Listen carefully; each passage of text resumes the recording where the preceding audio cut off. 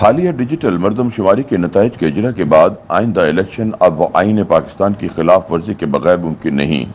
نئی مردم شماری کے نتائج آنے کے بعد بھی انتخابات اگر پرانی مردم شماری کی بنیاد پر سیٹوں کی تقسیم کے مطابق ہی ہوئے تو یہ آئین کی خلاف ورزی ہوگی۔ دوسری جانب قومی اسمبلی اور صوبائی اسمبلی کی نشستوں کی تعداد نئی مردم شماری کے مطابق طے کرنے کے لیے بھی آئینی ترمیم کی ضرورت ہے، لہٰذا قومی اسمبلی کی غیر موجودگی میں آئینی ترمیم کے بغیر الیکشن کمیشن ڈیجیٹل مردم شماری کے نتائج کے مطابق نئی حلقہ بندیاں کرے گا تو یہ بھی آئین کی خلاف ورزی ہوگی۔ اس لیے آئین کی خلاف ورزی ہونا تو تقریباً طے ہی ہو گیا ہے۔ اب کون سی شق کی خلاف ورزی کرنی ہے اور کون سی شق کی خلاف ورزی نہیں کرنی ہے، یہی طے کرنا باقی ہے۔ ان خیالات کا اظہار سینئر صحافی اور کالم نگار مزمل سہروردی نے اپنے ایک کالم میں کیا ہے۔ وہ لکھتے ہیں کہ قومی اسمبلی اپنی مدت سے پہلے جا رہی ہے۔ آئین کے مطابق 90 دن میں عام انتخابات ہونے ہیں، لیکن آئین میں یہ بھی لکھا ہے کہ جب نئی مردم شماری کے نتائج منظور ہو جائیں تو پھر انتخابات نئی مردم شماری کے تحت ہوں گے۔ اب آئین کی کس شق پر عمل درآمد ہوگا اور آئین کی کس شق پر عمل نہیں ہوگا، یہ بڑا سوال بن گیا ہے۔ کیا نئے انتخابات نئی مردم شماری کے تحت کرانے کی شق 90 دن میں انتخابات کرانے کی شق سے کم اہم ہے؟ اگر مردم شماری کے نتائج منظور ہو جائیں تو پھر قومی اسمبلی اور صوبائی اسمبلیوں کی نشستیں نئی مردم شماری کے مطابق ہونی چاہیے۔ ملک میں انتخابی حلقہ بندیاں نئی نشستوں کے مطابق ہونی چاہیے، لیکن قومی اسمبلی اور صوبائی اسمبلی کی نشستوں کو نئی مردم شماری کے مطابق کرنے کے لیے بھی آئینی ترمیم کی ضرورت ہے۔ ہمارے آئین کے مطابق سیٹوں کی تعداد میں کمی یا اضافہ آئینی ترمیم کے بغیر ممکن نہیں۔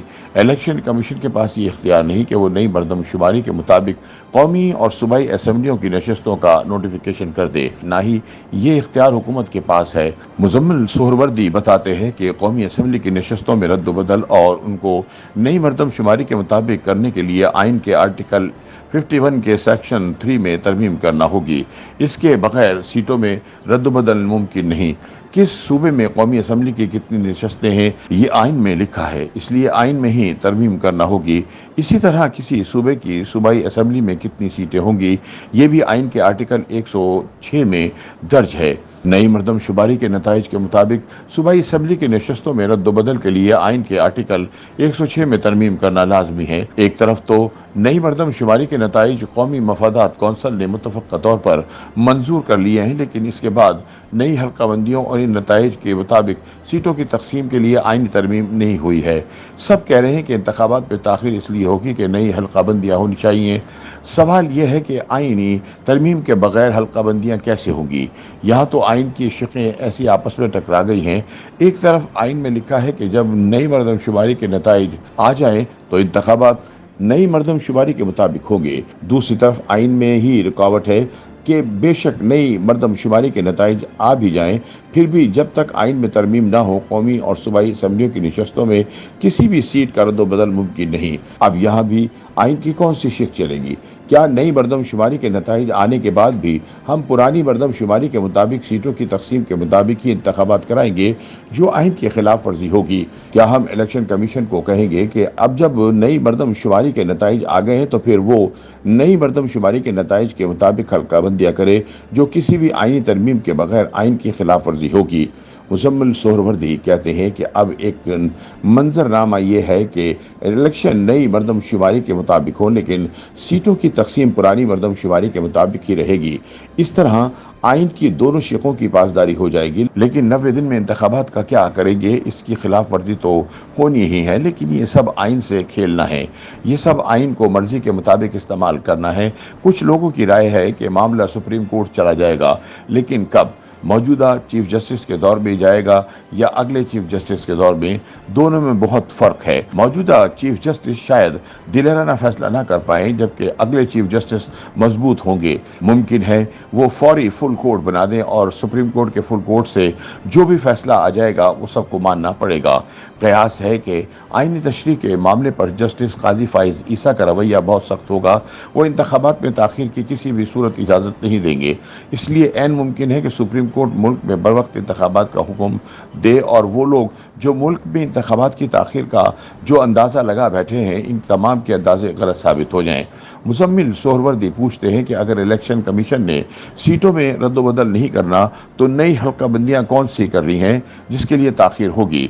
ये तो मुमकिन है कि कुछ वोटर्स को एक हल्के से निकाल कर दूसरे हल्के में डाल दिया जाएगा, लेकिन कोई नए हल्के नहीं बनाने हैं।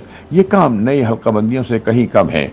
इसलिए अगर 90 दिन में इंतखाबात होने हैं और ये वोटर्स को इधर उधर करने का काम भी शामिल कर लें तो 4 हफ्ते मजीद लग सकते हैं।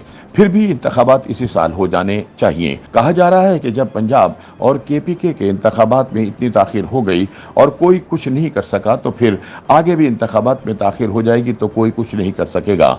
इसलिए बाज़ तज्ज़ियाकारों की राय में 2 साल इंतखाबात नहीं होंगे, जबकि कुछ का ख्याल है कि इलेक्शन मार्च तक बिल्कुल नहीं होंगे। हकीकत यह है कि कौमी असम्बली ने पंजाब और केपीके के इंतखाबात के लिए पैसे देने से इनकार किया। सुप्रीम कोर्ट और चीफ जस्टिस कौमी असम्बली के इस इनकार के आगे बेबस हो गए। कौमी असम्बली पर तो तौहीन अदालत नहीं लग सकती, इसी तरह अगर पार्लियामान आइन की खिलाफ वर्जी करे तो कुछ नहीं हो सकता। ये एक अजीब सूरत हाल थी, लेकिन आगे ताख़ीर के लिए कोई पार्लियामान मौजूद नहीं, इसलिए किसको इस्तेमाल किया जाएगा। सुप्रीम कोर्ट इस काम के लिए इस्तेमाल नहीं होगी। अगर सुप्रीम कोर्ट इंतखाबात में ताख़ीर का कोई हुक्म दे तो इलेक्शन में ताख़ीर हो सकती है, लेकिन ऐसा कोई हुक्म मुमकिन नज़र नहीं आ रहा। इसलिए इंतखाबात में कोई तवील ताख़ीर मुमकिन नज़र नहीं आ रही। YouTube पर गूगली न्यूज देखने के लिए youtube.com की सर्च बार में गूगली न्यूज टीवी टाइप करें। गूगली न्यूज के पेज पर सुर्ख रंग के सब्सक्रिप्शन वाले बटन पर क्लिक करना ना भूलिए। YouTube पेज पर अपलोड होने वाली वीडियोस से बाखबर रहने के लिए बेल आइकन पर क्लिक कीजिए। आपको हर नई वीडियो के बारे में नोटिफिकेशन मौसूल हो जाएगा।